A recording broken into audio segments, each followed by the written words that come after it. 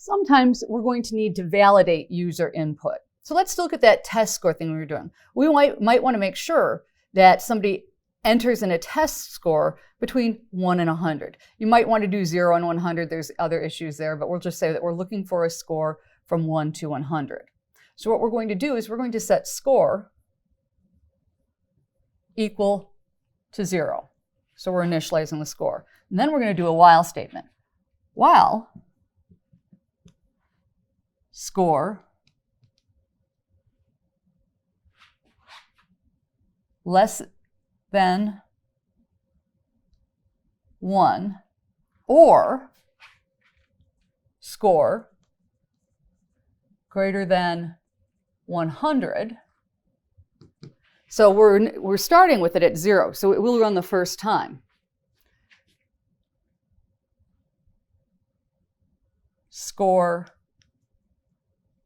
equals int input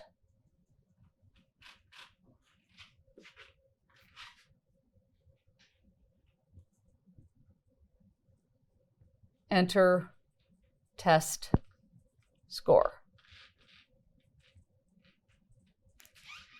So then we can keep going through and we can do all the other stuff we were doing to it. But let's play with this and what happens. I'm not going to worry about the totals and that. We've talked about that before. So when we first run the program, we go to score is 0. Well, score less than 1 or score greater than 0, score equals. Okay, well, right now it's 0, so now we're going to get input. So if they input 85, it's going to be valid. So we'll come in here, score is not that, so we'll drop out of the we'll drop into the rest of the program because it's changed to 85 and it's checked. It's not less than 1. It's not greater than 100. Let's say they had a typo and made it 850. We could also add the message that's not a valid value. We wouldn't want to run that the first time. So we can do it this way. We could also test before by getting score from them and then test it to see. So there's some various ways we can do that, but we can check to get valid data entry and keep repeating the question or repeat it with additional instructions to get some validation to make sure that they're entering a number that's reasonable.